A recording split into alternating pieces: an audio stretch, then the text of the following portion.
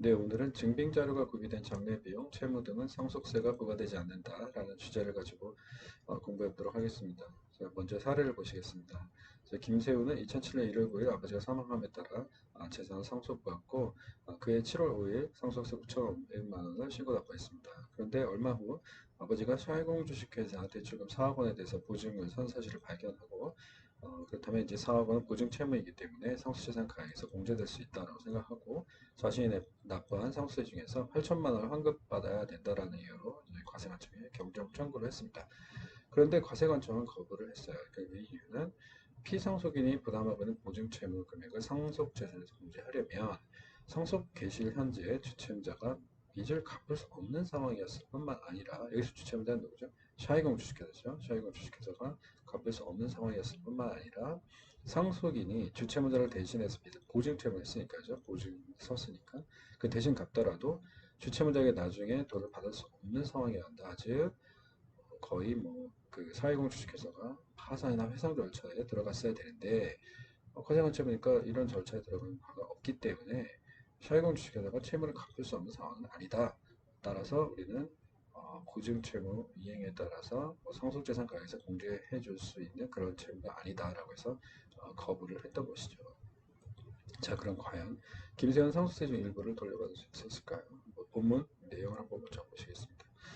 자, 상속이 개시된 경우에 피상속인의 상속재산과 관련된 공과금, 채무 등이 있으면 이거를 상속재산에서 공제를 할 수 있습니다. 이거를 과세가액 공제액이라고 합니다. 이런 과세가액 공제액은 상속재산가액에 포함되지 않습니다. 공과금은 피상속인이 납부할 그 세금, 그 상속인의 승계되죠. 세금, 공공요금 이런 걸 말하고요.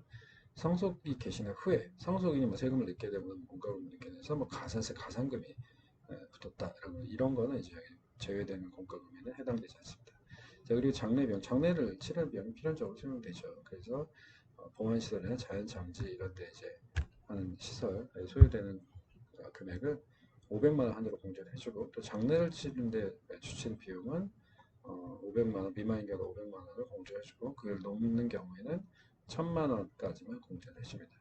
자, 이제 채무의 경우에는 피상속인이 갚아야 할 것을 확정된 경우 이제 상속이 일어나는데 채무가 있다. 피상속인이 돈을 갚아야 된다. 그거는 당연히 상속재산에서 갚아야 되는 거기 때문에 피상속인이 갚았어야 되는 거기 때문에 당연히 상속재산을 빼줘야 되겠죠. 그래서 이러한 채무에는 보증채무, 연대채무, 증여채무, 연대보증금, 미지급 이자를 다 포함을 합니다. 근데 이제 증여채무 같은 경우는 피상속인이 그 증여를 하기로 막 약속을 해서 증여채무를 막 발생을 시키면 상속 그 세를 회피할 우려가 있죠. 그러니까 악용할 우려가 있다라고 해서 상속 개시일 전 10년 내에 피상속인 상속인에게 만들어낸 채무 또는 5년 내에 피상속인이 상속인이 아닌 자에게 증여 채무는 이런 차감해주는 채무에서 제외한다. 그러니까 이런 거는 제외할 수가 없다. 차감되지 않는다라고 보시면 되겠습니다.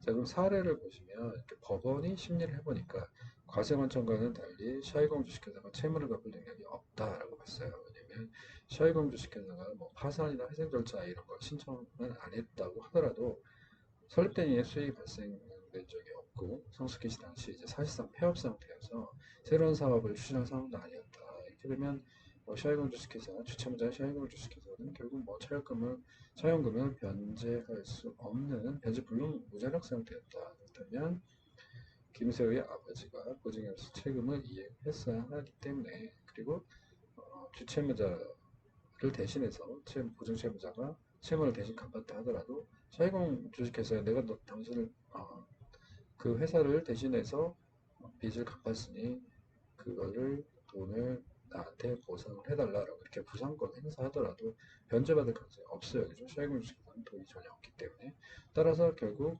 아버지의 보증채무 4억 원은 상속재산 가액에서 공제되어야 한다라고 법원은 판단한 것이 어차피 4억 원은 이제 갚아야 되는 채무니까요. 그거를 이제 상속재산 가액에서 빼줘야 된다라고 하고 이렇게 판단했기 때문에 김세우는 상속세 8천만 원을 돌려받을 수 있었습니다. 네. 자, 오늘 여기까지 보고 마치도록 하겠습니다. 감사합니다.